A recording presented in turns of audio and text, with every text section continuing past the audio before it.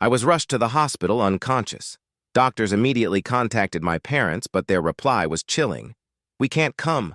Our other daughter is walking her dog." This was said even after they were warned it might be my last night. They never arrived. A week later, they finally appeared, only to find my bed empty. On it lay a single note. The moment they read it, all color drained from their faces. "My name is Sophia, and I'm 26 years old. I never imagined I'd wake up fighting for my life in a hospital." While my parents dismissed the doctors, claiming they couldn't come because my sister, Victoria, was walking her dog. Despite the dire warning that night might be my last, they never showed. This wasn't their first choice of Victoria over me, but I decided it would be the absolute last. Let me share the story of the letter I left behind, the one that changed everything. Before I begin, please drop a comment letting me know where you're watching from, and hit that like and subscribe button if you've ever felt invisible in your own family.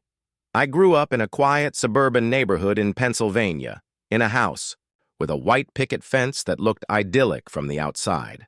My parents, Harold and Diana Wilson, had 2 daughters. I was the eldest. Victoria arrived 3 years later. From her birth, their treatment of us was markedly different. When I was 7, I won first place in the school science fair. I raced home, bursting with pride, my blue ribbon clutched in my hand, eager to show my parents. They offered a quick pat on the head before diverting their full attention back to Victoria, who was learning to ride her bike without training wheels. I rationalized it then, telling myself that learning to ride a bike was a bigger milestone than a science project. By the time I was 12, I had grown accustomed to this pattern. When I brought home straight A's on my report card, my mother would nod approvingly, but reserve her enthusiastic praise for Victoria, who had managed a B- in art. When I qualified for the state swimming championships, my father claimed he was proud but couldn't attend because Victoria had a minor cold and needed him at home. I became adept at making excuses for them. They were busy. Victoria was younger and required more attention. I was more independent and capable of handling things myself. I convinced myself these were all reasonable explanations for why my achievements seemed to vanish into thin air, while Victoria was celebrated for the smallest accomplishments. What complicated things further was my health. At 16, I was diagnosed with a severe autoimmune disorder requiring daily medication and regular monitoring. My condition could flare up from stress, certain foods, and particularly animal dander. Even with such a serious diagnosis, my parents largely treated my health issues as an inconvenience. When I had to miss school for doctor appointments, my mother would sigh heavily about rearranging her schedule. If I had a reaction and needed to go to the emergency room, my father would complain about the medical bills during the drive over. Victoria, conversely, never had significant health problems. She was the picture of vitality, always energetic and outgoing. She became a high school soccer star, and my parents never missed a single game. They'd sit in the stands with giant, homemade signs, cheering her name while I sat beside them, often feeling dizzy or nauseated from a flare-up, yet determined to support my sister despite my parents' blatant lack of support for me. As we matured, the disparity in our treatment became even more pronounced. When college approached, my parents informed me they could only afford to help one of us financially. Since Victoria was not as academically inclined, she would need the support more. I worked 3 jobs to put myself through college, all while maintaining a 4.0 GPA. Meanwhile, Victoria dropped out after 1 semester, citing stress, and my parents consoled her by buying her a brand new car. Despite all of this, I clung to the hope that someday my parents would truly see me. I tirelessly sought their approval, their attention, their love. I graduated with honors, secured a good job at a marketing firm, and even made sure to visit home regularly. I always brought thoughtful gifts, remembered all their favorite things, and went out of my way to be the perfect daughter. But no matter what I did, Victoria remained the sun around which our family orbited. Last year, after yet another holiday, Where I felt like a mere guest in my own family, I finally decided to create some distance. I moved to a city about 30 miles away, close enough to visit, but far enough to establish independence. I found a pleasant one-bedroom apartment, continued excelling at my job, and began building a life not defined by seeking my parents' approval. Victoria, now 23, still lived at home. She cycled through a series of part-time jobs, none lasting more than a few months, spending most of her time shopping, partying, and posting on social media. My parents continued their financial and emotional support, acting as if this was perfectly normal for a woman in her 20s. The dynamic reached a new level when Victoria decided she wanted a dog.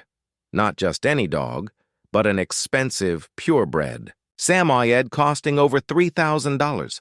Despite knowing about my severe allergies to animal dander, my parents not only approved, but paid for the dog and all its accessories. They converted their home office into a special room just for the dog, complete with custom furniture and climate control. When I expressed concern about no longer being able to visit due to my allergies, my mother simply said, "You can take your medication, sweetie. Victoria really needs this dog for her emotional well-being." That summed up my family perfectly. Victoria's emotional well-being always trumped my physical health. Her desires always outweighed my needs. Yet, they were still my family, and some desperate part of me clung to the hope that things would someday change. I maintained a decent relationship with Victoria despite everything. She was spoiled and self-centered, but I didn't believe she was deliberately malicious. She had simply grown up in an environment where she was the priority and knew no different. Sometimes, when it was just the two of us, I'd glimpse the sweet little sister I had built sandcastles with as a child.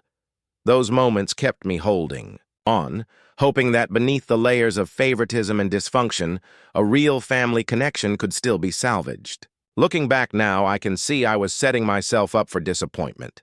I was clinging to a fantasy version of my family rather than accepting the reality of who they were and how they valued me. But sometimes fantasies are easier to live with than harsh truths, especially when those truths cut straight to your core.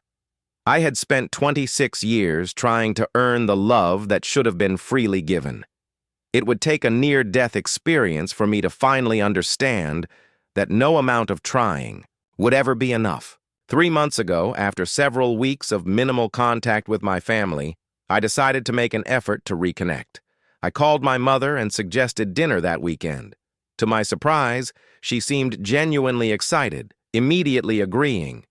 "That sounds wonderful, Sophia. We haven't seen you in so long. I'll make your favorite lasagna, and your father will pick up that cheesecake you like from the bakery downtown." Her enthusiasm sparked a familiar hope within me. Maybe they had noticed my absence after all. Maybe they did care. I spent the rest of the week looking forward to Saturday, even splurging on a nice bottle of wine and a new outfit I thought my mother would approve of. As Saturday approached, I took extra doses of my medication. My condition had been relatively stable lately, and I wanted to keep it that way for the family dinner. I also prepared mentally, reminding myself not to expect too much and to focus on enjoying any positive interactions rather than dwelling on disappointments.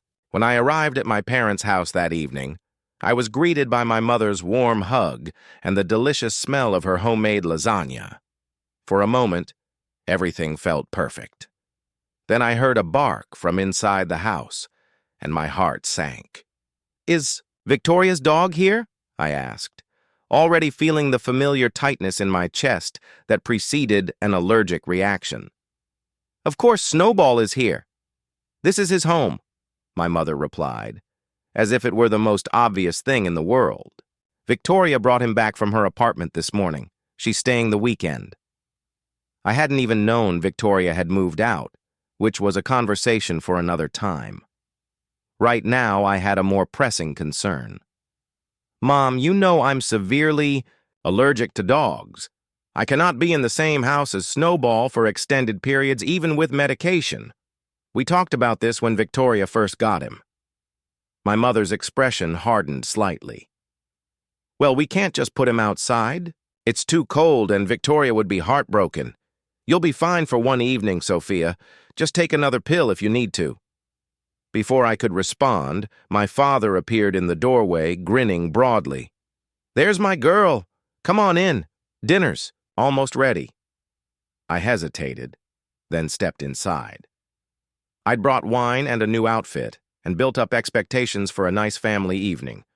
Walking away now would only cement my role as the difficult daughter who couldn't even make it through. One family dinner without causing problems. Inside, Victoria was curled up on the couch with Snowball, a large, white, fluffy dog who immediately started barking excitedly when he saw me. Victoria looked up from her phone long enough to give a quick wave. Hey, sis, look how big Snowball has gotten. Isn't he gorgeous? She buried her face in the dog's fur, completely oblivious to my discomfort. I kept my distance, trying to breathe shallowly. He's certainly fluffy, I managed. I didn't realize he'd be here tonight. Where else would he be? Victoria laughed. He's family. Those words stung more than she could know. A dog she'd owned for less than a year was family, while I, their daughter of 26 years, was expected to risk my health to accommodate him. I excused myself to the bathroom, where I took another dose of my allergy medication and used my inhaler.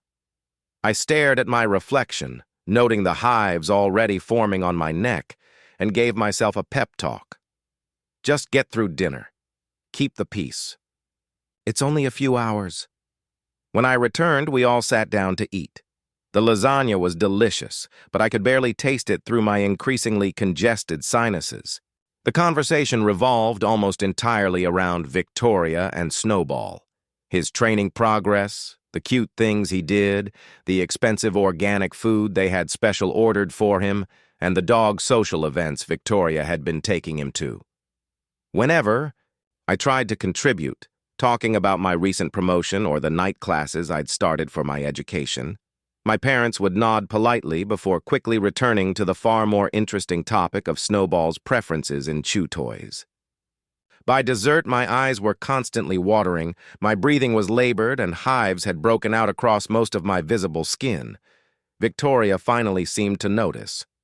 Whoa, Sophia, you look terrible. Are you having a reaction or something? Yes, to Snowball, I wheezed. I told Mom I'm allergic when I arrived. My mother frowned. I thought you were exaggerating. You always were a bit dramatic about your health issues. I am not being dramatic, I said, trying to keep my voice steady despite my growing anger and discomfort. I have a documented medical condition. My doctor has specifically warned me about prolonged exposure to animal dander. Well, you seem fine enough to eat a full dinner and dessert, my father pointed out, as if my ability to eat somehow negated my medical distress. I think I should go, I said, standing up from the table. Thank you for dinner, but I'm not feeling well. But we haven't even had coffee yet, my mother protested. And I wanted to show you the new curtains in the living room. Another time, I said, gathering my purse. I need to get home and take more medication. Victoria rolled her eyes. You're always so serious about everything, Sophia. It's just a little allergic reaction. Pop a Benadryl and chill out. I didn't bother responding to that. I thanked my parents again for dinner, declined their half-hearted offers to have me, stay longer, and made my way to my car. As I drove home, I could feel my chest getting tighter, my breathing more labored. I stopped at a pharmacy on the way and bought additional antihistamines, taking them immediately in the parking lot. By the time I reached my apartment, I was exhausted, both physically from the allergic reaction and emotionally from yet another family gathering where I felt utterly invisible. I used my nebulizer, took a cool shower to soothe my hives, and collapsed into bed. As I drifted off to sleep, I told myself what I always did after these encounters. They didn't mean to hurt me, they just didn't understand. Victoria was their baby. I was stronger, more independent. I didn't need their attention the way she did, but a small voice inside me whispered a different truth. They understood perfectly well. They just didn't care enough to change, and no amount of strength or independence could fill the void left by parents who consistently chose someone else over you. I pushed that voice away and fell into a troubled sleep, unaware that this relatively minor incident was just the beginning of a health crisis that would ultimately force me to confront the painful reality of my family dynamic once and for all. 3 days after the disastrous family dinner, I woke feeling like someone had parked a truck on my chest.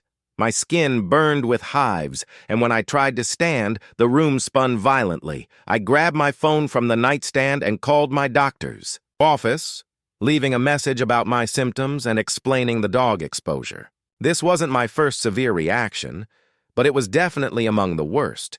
Usually, the effects of allergen exposure would peak and then begin to subside after 24 to 48 hours.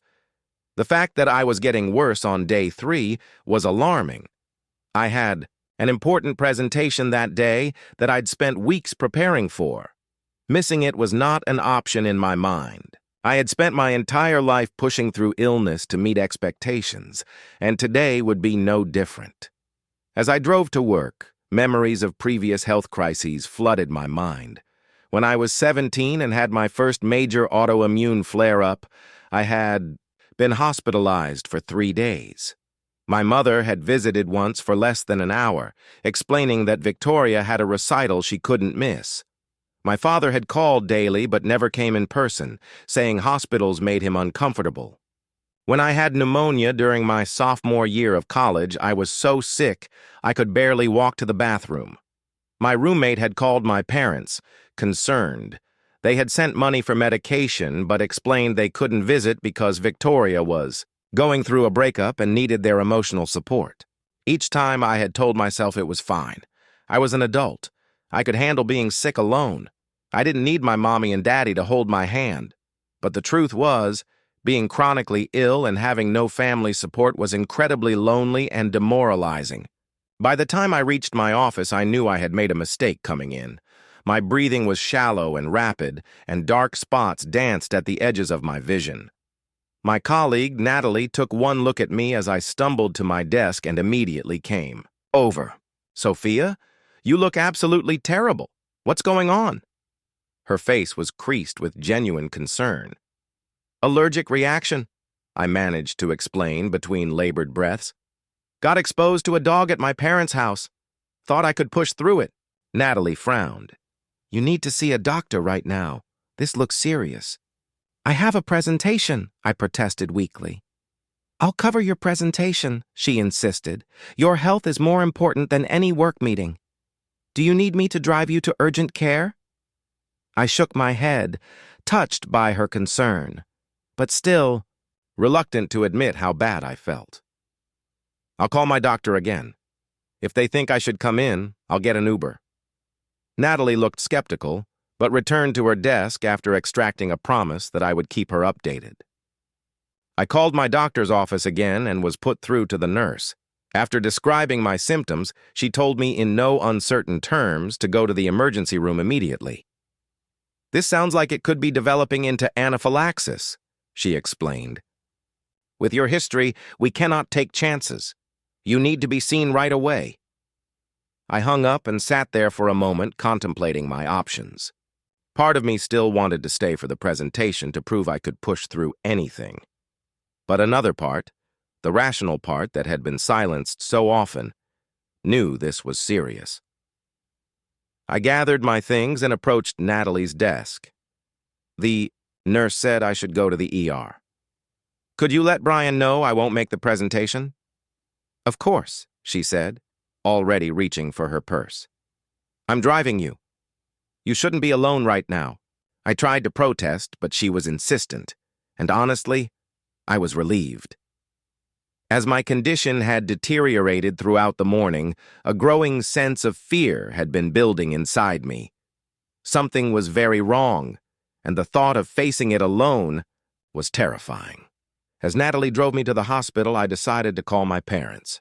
Despite everything, they were my family, and a small part of me still hoped that in a true emergency, they would be there for me. The call went to voicemail. I left a brief message explaining that I was having a severe reaction and heading to The hospital. I tried to keep my voice steady, not wanting to sound dramatic, but also hoping they would understand the seriousness of the situation. Next, I tried calling Victoria, thinking she might be able to reach our parents if they weren't. Answering their phones. "Hey, what's up?" she answered, the sound of her dog barking loudly in the background. "Victoria, I'm having a really bad reaction," I explained, my voice growing weaker. "I'm on my way to the hospital. I can't reach Mom and Dad."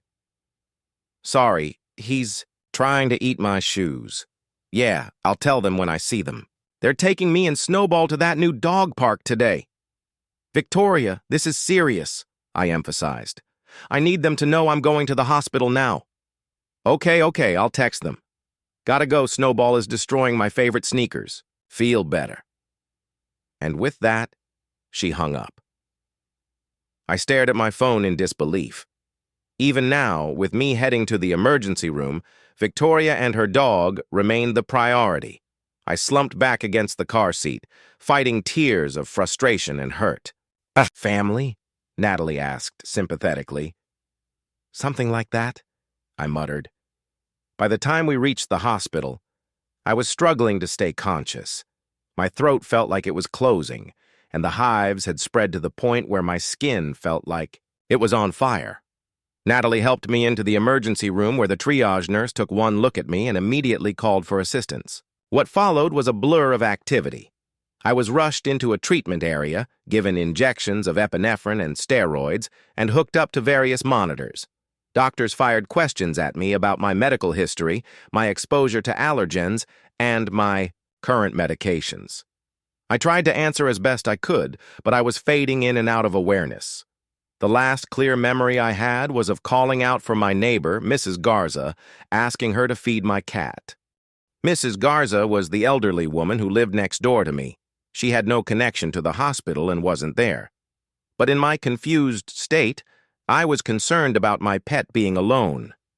Then darkness claimed me entirely. I later learned that as my condition worsened, the hospital staff had made multiple attempts to contact my parents. They had finally reached them around 6 p.m., some 4 hours after I had been admitted. The conversation, as it was relayed to me later by a nurse who had been present, went something like this.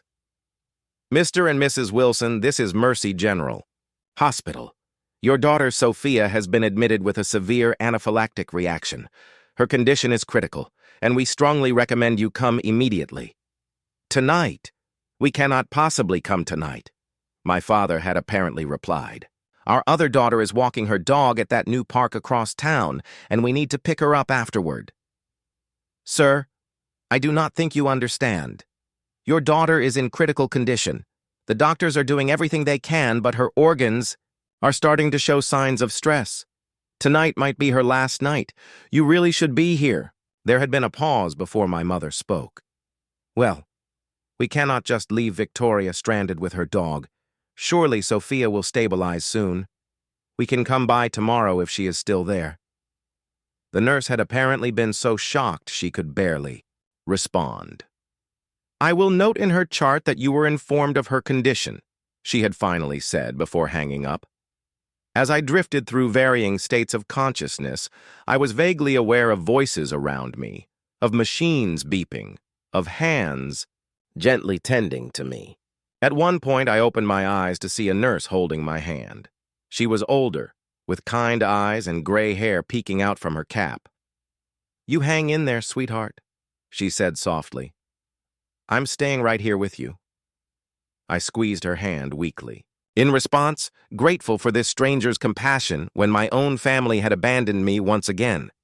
Throughout the night, my condition remained critical. My body was essentially at war with itself, my overactive immune system attacking my own tissues in response to the prolonged allergen exposure.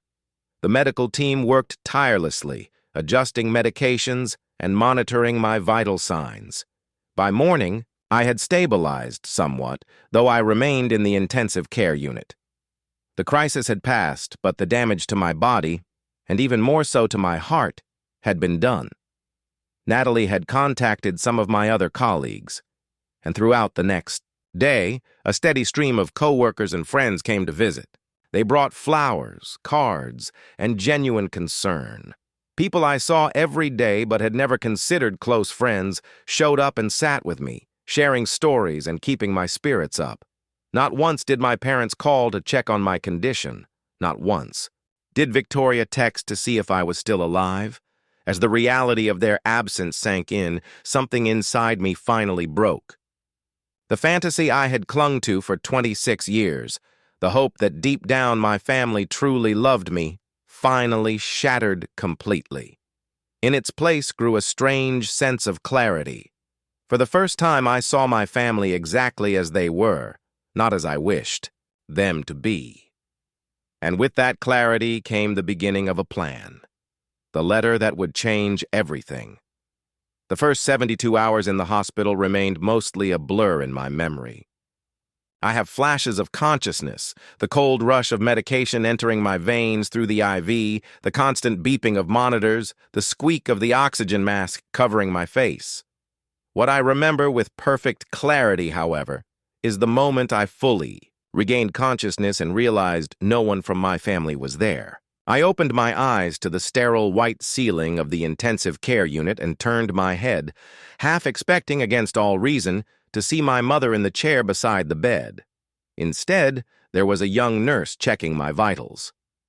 "Welcome back," she said with a warm smile when she noticed I was awake. "You gave us quite a scare." "My parents?" I asked, my voice a painful rasp. Her smile faltered slightly. "I don't believe they have been in yet. Would you like me to try calling them again?" That was when the full reality hit me. I had nearly died, and my parents had chosen not to come because Victoria needed help with her dog. I had known they favored her, but some part of me had always believed that in a true life-or-death situation, they would be there for me too. That belief had been the last thread holding together my image of us as a real family. Now that thread had snapped. "No," I said after a long moment. "Don't call them." The nurse, whose name badge read Ellie, seemed to understand something of what I was feeling. She gently patted my hand. "You've had other visitors, though. A woman named Natalie has been here every day, and several other friends have stopped by. They've been very concerned about you." I felt tears sliding down my cheeks. Colleagues and casual friends had shown more care for me than my own parents. The contrast was both heartbreaking and illuminating. Throughout that day, as my condition stabilized enough for me to stay conscious longer, I learned more about what had happened. Dr. Rivera, a specialist in immunology, came to explain the severity of what my body had gone through. "You experienced a particularly severe biphasic anaphylactic reaction," she explained. "The initial exposure to the allergen triggered the first phase, but then your body seemed to recover slightly before launching into a much more severe second phase. This is why you felt worse days after the exposure rather than immediately. Your autoimmune condition complicated matters, essentially creating a perfect storm in your system." "Could I have died?" I asked, needing to hear the truth. Dr. Rivera looked me directly in the eyes. "Yes, Sophia. Without prompt medical intervention, this type of reaction can be fatal. The fact that your symptoms progressed over days rather than hours actually made it more dangerous, as many people wouldn't seek help until critical organ systems were already compromised." She went on to explain that I would need to stay in the hospital for at least another week while they monitored my recovery and adjusted my medication regimen. The extended dog exposure had triggered such a severe response that my entire treatment plan needed to be reconsidered. As the day progressed, more pieces of the puzzle fell into place. Natalie visited during her lunch break and filled me in on what had happened after I lost consciousness. "The emergency room staff called your parents multiple times," she said, her expression a mixture of anger and disbelief. I was still there for the first call, and I couldn't believe what I was hearing. The doctor literally told them, "You might not make it through the night." And they said they couldn't come because Victoria needed help with her dog. I nearly grabbed the phone to scream at them myself. She went on to tell me that she had stayed at the hospital until late that night, only leaving when the nurses assured her I had stabilized. She had returned the next morning before work and had been checking in daily since then. Other colleagues had organized a rotation so someone would visit me at least once a day. We all pitched in for the flowers, she added, gesturing to a beautiful arrangement beside my bed. And Brian said to tell you not to worry about the presentation. He rescheduled it for when you're back. I was overwhelmed by their kindness. These people who had no obligation to me beyond professional courtesy had stepped up to support me in ways my family never had. As evening approached, Ellie came back to check on me. She had a strange expression on her face. "Your parents called the nurse's station," she said hesitantly. "They wanted to know your condition and said they might come by tomorrow." "Might?" I repeated the word, tasting bitterness in my mouth. "I can make sure they are updated on your condition if you would." "Prefer not to see them," she offered, and I realized she had picked up on my distress. I was silent for a long moment, processing the emotions churning within me: anger, hurt, disappointment, but strangely also a growing sense of resolve. For the first time in my life, I was seeing my relationship with my parents with complete clarity, stripped of the desperate hope and excuses I had always made for them. "If they come," I finally said, "I don't want to see them yet. Please tell them I'm resting and cannot have visitors." Ellie nodded, her eyes reflecting understanding. Of course. That night, as I lay awake listening to the rhythmic sounds of the hospital, I made a decision. I would use this time, this forced pause in my life, to finally address the toxic dynamic that had shaped my existence for 26 years. I would write a letter, a final communication to my parents, laying bare the truth of our relationship and establishing the boundaries I should have set long ago. The next morning, I asked Ellie for paper and a pen. She brought them without question, along with a small lap desk I could use in bed. As my strength slowly returned over the next few days, I worked on the letter, pouring out decades of hurt, disappointment, and finally, my decision to prioritize my own well-being. During this time, the contrast between my biological family and the community that had formed around me grew increasingly stark. Natalie continued to visit daily, often bringing small comforts from home or updates from work. Other colleagues stopped by with books, magazines, and conversation that helped distract me from the physical discomfort of recovery.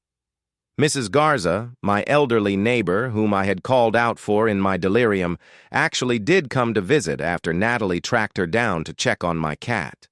She arrived with homemade soup in a thermos and stories about how my cat was doing, having taken it upon herself to care for him in my absence. "I have 5 children and 12 grandchildren," she told me as she sat beside my bed. "But none of them live nearby. We look out for each other, you and I. That's what neighbors should do." Even Dr. Rivera went beyond professional requirements, spending extra time explaining my condition and treatment options, answering all my questions with patience and respect. When I mentioned my parents' refusal to come, she didn't offer platitudes or excuse their behavior. "That must be incredibly painful," she said simply, acknowledging my hurt without minimizing it. "Sometimes the families we create in life are more important than the ones we are born into." Her words stayed with me as I continued to work on my letter. By the 6th day of my hospitalization, I had completed it, a 4-page, handwritten document that represented both an ending and a beginning. I sealed it in an envelope that Ellie provided and waited. On the 7th day, as I was starting to prepare for discharge, Ellie came into my room with news. "Your parents called again. They said they're definitely coming to visit this afternoon, around 3. Would you like me to tell them you're not receiving visitors?" I took a deep breath, feeling strangely calm. "No, I want you to let them come, but I won't be here." She looked confused. "Are you being discharged this morning?" "Yes," I said, having already discussed my release with Dr. Rivera. But I have a favor to ask. When my parents arrive, could you give them this?" I handed her the sealed envelope. "And could you place it on the bed so it looks like I left it there for them to find?" Ellie looked at the envelope, understanding, dawning in her eyes. "Of course," she said softly. "I can arrange that." By 2:30 that afternoon, I had been officially discharged. Natalie had picked me up and was waiting with me in a small coffee shop across from the hospital. From where we sat, I could see the hospital entrance. At precisely 3:15, I watched my parents walk through those doors, finally coming to see their daughter after she had nearly died a full week earlier. I didn't know exactly what would happen when they read my letter, but I knew with absolute certainty that our relationship would never be the same again. And for the first time in my life, that thought didn't fill me with dread, but with a profound sense of liberation. Natalie's spare bedroom became my sanctuary for the next 2 weeks. Her apartment was on the 3rd floor of a pet-free building with large windows that let in abundant natural light. It was the perfect environment for my physical recovery, free from allergens and full of fresh air and sunshine.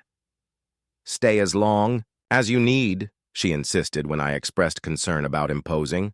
"I live alone and have plenty of space, plus I enjoy the company." The first few days after hospital discharge were focused entirely on regaining my physical strength. I slept for 12 to 14 hours a day, my body demanding rest to heal from the trauma it had endured. Dr. Rivera had prescribed a new medication regimen that required careful monitoring, and Natalie helped me keep track of the various pills and injections. As my body slowly recovered, my mind began the equally important process of healing from decades of emotional neglect. The letter I had left for my parents had been a watershed moment, a clear line drawn between the person I had been, desperate for their approval, and the person I was becoming, determined to value myself, even if they never would. The contents of that letter had poured out of me during those hospital days. Each word, a release of pain I had carried for too long. "Dear Mom and Dad, by the time you read this, I will have been discharged from the hospital, where I spent a week fighting for my life. The doctors called you the first night and told you I might not survive until morning. You chose not to come because Victoria needed help walking her dog. This was not the first time you have chosen Victoria over me. It has been the pattern of our family since my earliest memories. For 26 years, I have made excuses for your behavior. I have told myself that Victoria needed you more, that I was stronger and more independent, that someday you would see me and value me equally. I nearly died waiting for that day to come. I do not write this letter out of anger, though I have every right to be angry. I write it from a place of clarity and self-preservation. I can no longer participate in a family dynamic that consistently places my needs, my accomplishments, and even my life below those of my sister, and now, her dog. From this point forward, I am stepping back from our relationship. I need time and space to heal, not just from this most recent health crisis, but from the lifelong pattern of being treated as less than. I will not be contacting you for the foreseeable future, and I ask that you respect my decision by not attempting to contact me either. If at some point you are genuinely interested in building a healthier relationship, one based on mutual respect and equal consideration, then we can revisit this decision. That would require acknowledgement of the harm that has been done and a commitment to change on your part. I do not hold out much hope for this outcome, but I leave the door unlocked rather than sealed shut. Not for your sake, but for mine. Because, despite everything, letting go of the dream of having parents who truly see and value me is the hardest thing I have ever done. I am not doing this to punish you. I am doing it to save myself. Sophia. I had no way of knowing how they had reacted. Upon reading those words, part of me had expected frantic phone calls or even a visit to Natalie's apartment, whose address they could have obtained from my building manager, but there had been nothing. Complete silence, which in its way was the most telling response of all. A week after my discharge, I began seeing a therapist named Lydia, whom Dr. Rivera had recommended. Our first session was primarily focused on the immediate trauma of my health crisis and family abandonment. But as the weeks progressed, we began to dig deeper into the patterns that had shaped my life. What you are describing is a classic golden child scapegoat dynamic, Lydia explained during our third session. Families with this pattern typically elevate one child, the golden child, as the repository of all their positive projections, while using another child, the scapegoat, as the target for all negative projections. But why? I asked. What did I ever do to deserve being the scapegoat? Nothing, Lydia said firmly. This has nothing to do with anything you did or did not do. This dynamic develops from the parent's own unresolved issues and insecurities. The golden child makes them feel good about themselves as parents because that child's dependency validates their importance. The more independent child often becomes the scapegoat precisely because their self-sufficiency threatens the parent's sense of being needed. Her explanation struck a deep chord.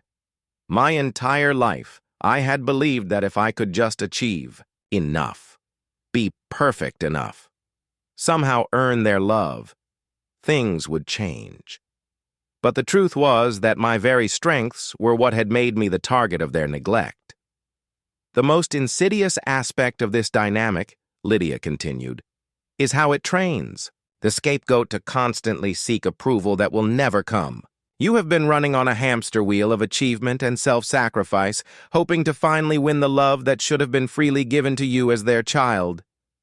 So what do I do now? I asked, feeling both liberated and lost with this new understanding.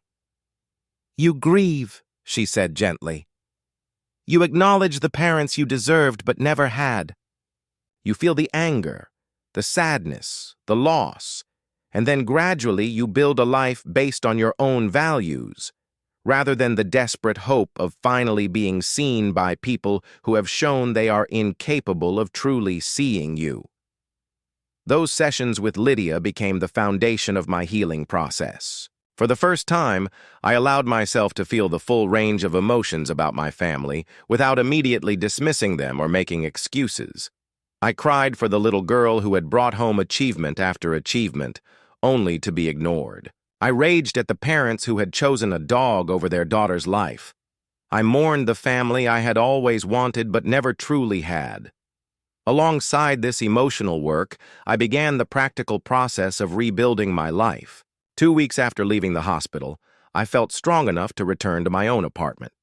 Mrs. Garza welcomed me home with another container of homemade soup and updates about my cat, who had apparently decided that her apartment was an acceptable second residence. He still comes to visit me every afternoon, she said with a chuckle. I think he's decided we're family now. Her casual use of the word family made me smile. Perhaps family was not defined by blood or legal ties, but by who showed up when it mattered. As I settled back into my apartment, I made several significant changes. I invested in high-quality air purifiers for every room to reduce the risk of allergen exposure. I updated my emergency contacts, removing my parents and adding Natalie and, after asking her permission, Mrs. Garza. I even changed my advanced medical directive to specifically state that my parents should not be consulted for medical decisions if I was incapacitated. 3 weeks after my discharge, I felt ready to return to work. My colleagues welcomed me back with genuine warmth, and Brian, my supervisor, assured me that my position had been secured during my absence.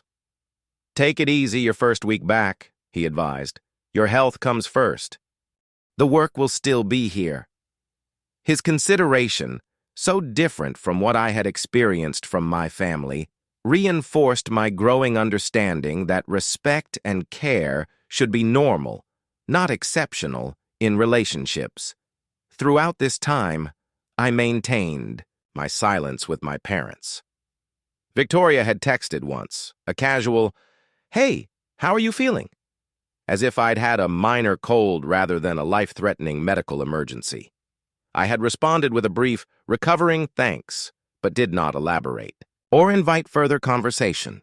My parents had finally called 4 days after reading my letter. I had let the call go to voicemail. My mother's message was short and strained. "Sophia, this is your mother. We got your letter. I think you're being very dramatic about this whole situation. Your father and I have always done our best for both you and Victoria. Call us when you're feeling more rational."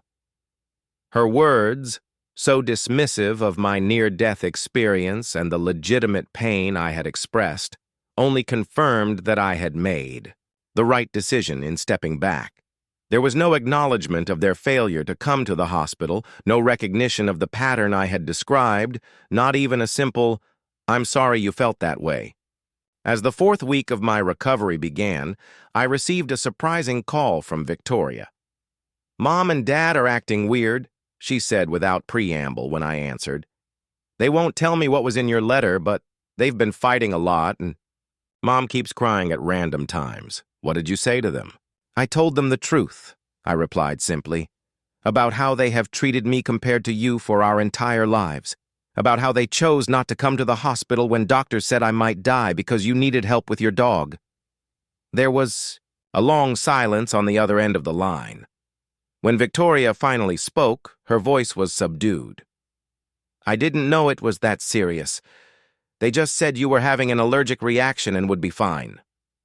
"Would you have done anything differently if you had known?" I asked, genuinely curious rather than accusatory. Another pause. "I don't know," she admitted. "I guess I've never had to think about it before. Things have always revolved around what I want." Her honesty was surprising and, in its way, refreshing. "That's not your fault," I said. "That's how they raised you. But I cannot be part of that dynamic anymore. It nearly killed me, literally." "Are you saying you don't want to be my sister anymore?" There was a hint of the little girl I had once built sandcastles with in her voice. "No," I said softly. "I'm saying I need to rebuild my relationship with myself first. I've spent my whole life trying to earn love from our parents by being perfect, achieving everything, never complaining. It has left me hollow inside. I need to learn who I am when I am not desperately seeking approval." "I didn't know you felt that way," Victoria said. "You always seemed so together, so strong." "That was the mask I wore," I explained. "But underneath I was drowning." Our conversation ended shortly after with no real resolution, but perhaps a small crack in the facade of our family dynamic. I didn't know if Victoria would reflect on what I had said or immediately dismiss it. I didn't know if she would report back to our parents or keep our conversation private. For once, I decided not to worry about any of that. Their reactions were their own responsibility, not mine. As I prepared for bed that night, I stood before my bathroom mirror and really looked at myself. The physical toll of my health crisis was still visible in my too thin face and the lingering shadows under my eyes. But there was something else there, too. A steadiness in my gaze that had not been there before. The desperate need for approval that had driven me for so long was beginning to fade, replaced by something quieter, but far more powerful: self-acceptance. The journey ahead would not be easy. Decades of unhealthy patterns could not be undone in a few weeks. But for the first time, I was facing that journey not as the family scapegoat seeking redemption, but simply as Sophia, a woman worthy of respect, consideration, and love exactly as she was. The day my parents finally came to the hospital, only to find my empty bed and a letter, was a pivotal moment in all our lives. Though I was not physically present to witness it, what I know about their reaction comes from Ellie, the nurse who had become something of an ally during my stay. She called me the day after my discharge, having gotten my number with my permission before I left. "I hope you don't mind me reaching out," she said. "I just thought you might want to know what happened when your parents arrived." I did want to know, though part of me feared the answer. "Please tell me." "They came right at 3 o'clock like they said they would," Ellie recounted. "I directed them to your room and told them you had been discharged earlier that day. Your father seemed annoyed, asking why no one had called to tell them. Your mother went straight to the bed and saw your letter. According to Ellie, my mother had picked up the envelope with my name written on the front in my distinctive handwriting. She had called my father over, and they had opened it together, standing side by side at the foot of the empty hospital bed. I gave them privacy, Ellie continued, but I could see them through the window in the door. I have never seen someone's expression change so dramatically. Your father's face turned red, then almost purple. Your mother went completely white, like all the blood drained from her face at once. She sat down on the bed about halfway through reading, like her legs couldn't hold her anymore. When they had finished reading, my father had crumpled the letter in his fist, then immediately smoothed it out again, as if regretting the impulse. My mother had simply sat there, staring at nothing. They stayed in that room for almost 45 minutes, Ellie said. Not talking much, just sitting there. When they finally left, your mother was crying, and your father looked like he had aged 10 years in an hour. I listened to this account with a strange detachment, as if hearing about strangers rather than my own parents. Their reaction suggested my words had hit home in a way I had not expected. Perhaps for the first time, they were seeing our family dynamic through unclouded eyes. "Thank you for telling me," I said to Ellie. "And thank you for everything you did for me during my stay." "You're welcome," she replied warmly. "Take care of yourself, Sophia. You deserve it." Those words, "You deserve it," echoed in my mind, long after we hung up. Did I deserve care and consideration? The rational part of me knew the answer was yes. But decades of being treated as less than had left deep grooves of doubt in my psyche. In the days following my conversation with Ellie, I braced myself for an onslaught of calls, texts, or even a visit from my parents. I had arranged to stay with Natalie temporarily, both to recover and to give myself space from potential confrontations, but the expected barrage never came. Instead, there was only silence, broken by the single text from Victoria that I mentioned earlier. The silence continued until 6 days after reading my letter, my parents finally called. I let the call go to voicemail, not yet ready to engage directly. My mother's message, dismissing my experience as dramatic and suggesting I was being irrational, confirmed that they were not yet capable of the honest reflection our relationship would require to heal. 2 days after that call, I received a lengthy email from my father. Unlike my mother's dismissive voicemail, his message showed at least some attempted introspection. "Sophia, your letter has forced your mother and me to confront some uncomfortable truths about our family. While I do not agree with everything you wrote, I cannot deny that we have not always been as attentive to your needs as we should have been. The night the hospital called, we genuinely did not understand the severity of the situation. We have become so accustomed to you handling everything on your own that we assumed this would be no different. That was our mistake, and I am sorry for it. However, I believe you are being unfair in your characterization of our entire relationship. We have always been proud of your achievements and independence. Perhaps we did not show it in the ways you needed, but that does not mean the feeling was not there. I hope you will reconsider your decision to cut us off. Victoria misses you, and despite what you may believe, so do we. Dad." His words reflected the beginning of awareness, but stopped far short of true understanding. The line about being proud of my achievements without acknowledging that they had never bothered to attend my graduations, presentations, or other milestone events spoke volumes. His assertion that they did not understand the severity of a situation where doctors explicitly said I might not survive the night revealed how deeply ingrained their dismissal of my needs truly was. I did not respond to the email. Instead, I forwarded it to Lydia, my therapist, and we discussed it in our next session. "This is actually quite typical," she observed. "There is acknowledgement of the specific incident that triggered the confrontation, but resistance to seeing the larger pattern. Note how he says you're being unfair in your characterization, essentially telling you that your lived experience is incorrect. Should I respond? I asked. That depends entirely on what you want from this interaction, she replied. If you are hoping for full acknowledgement and change, this email suggests they are not there yet. If you want to maintain some connection, while establishing boundaries, a brief, neutral response might be appropriate. If you truly need complete space right now, silence is a valid option. After careful consideration, I decided to send a brief reply. Dad, thank you for acknowledging that you should have come to the hospital. That means something to me. However, this is not about one incident. It is about a lifelong pattern that nearly cost me my life. I need time and space to heal, both physically and emotionally. I hope you can respect that. Sophia. Short, direct, and maintaining my boundary while acknowledging his small step toward understanding. I did not receive a reply. As the weeks passed and I settled back into my apartment and work routine, the silence from my parents continued. Victoria, however, began to reach out more frequently. Her texts evolved from casual check-ins to more thoughtful inquiries about my recovery and eventually tentative questions about our childhood. Was it really that bad for you growing up? She asked.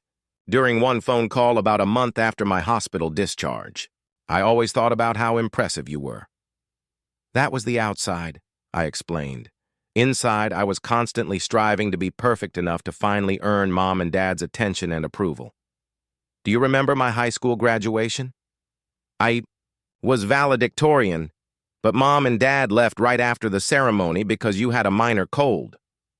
I do remember that, she said slowly. I didn't even have a fever. Mom just said I looked peaked and needed to rest, and my college graduation. They missed it entirely because you had a date that night and needed help choosing an outfit. I had forgotten about that, she admitted, her voice small. When you put it all together like that, it does sound really bad. These conversations with Victoria were complicated. On one hand, she had been as much a product of our dysfunctional family system as I had been, just playing a different role. On the other hand, she had benefited from that system at my expense for our entire lives. I tried to balance honesty about my experience with the understanding that her awakening to the reality of our family dynamic would be its own painful journey.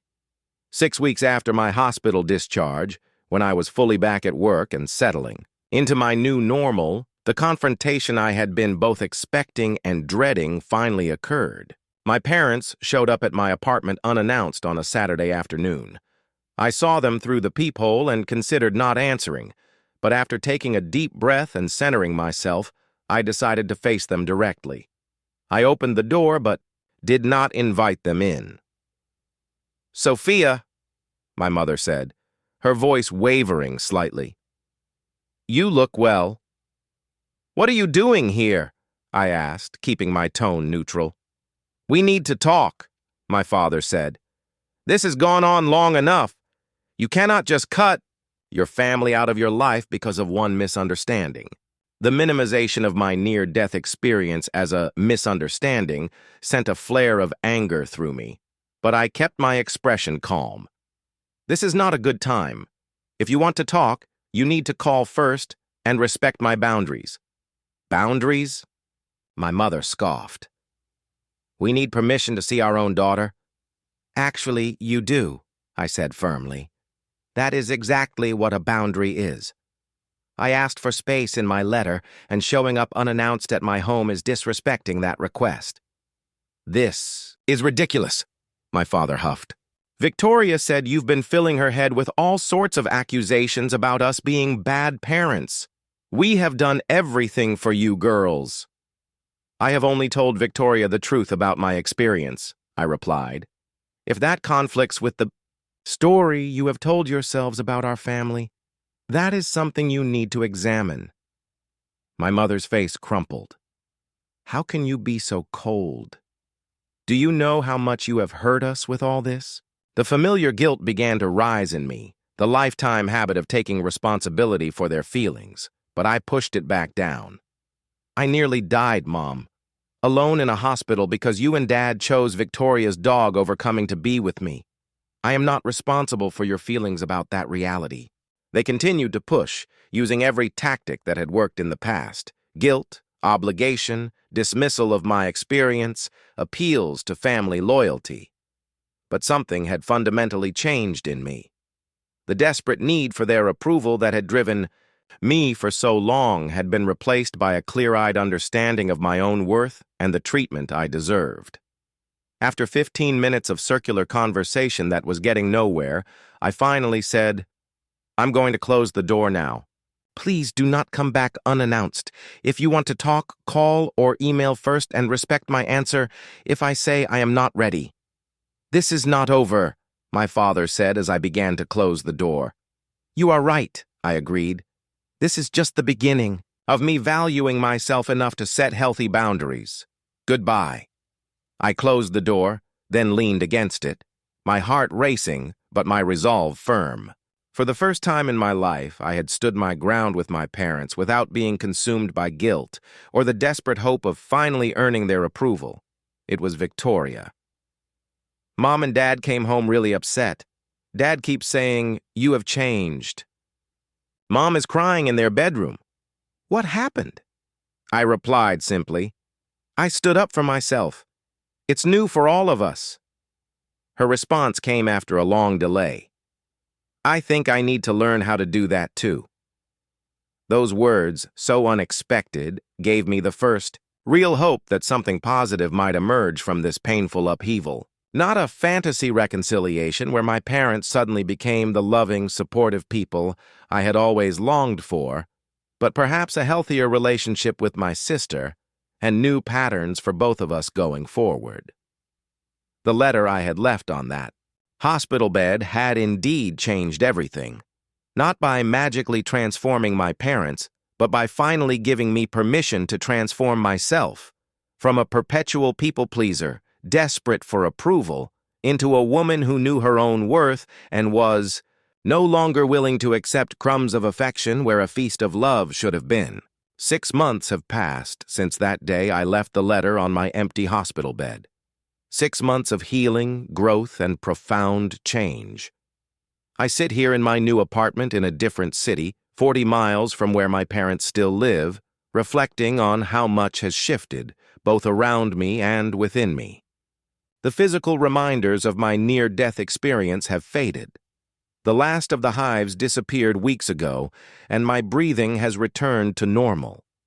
My new medical regimen, carefully designed by Dr. Rivera, has kept my autoimmune condition stable. I still have to be vigilant about potential allergen exposure, but the constant anxiety that once accompanied that vigilance has subsided. Moving to a new city was a decision I made 2 months after my hospital stay.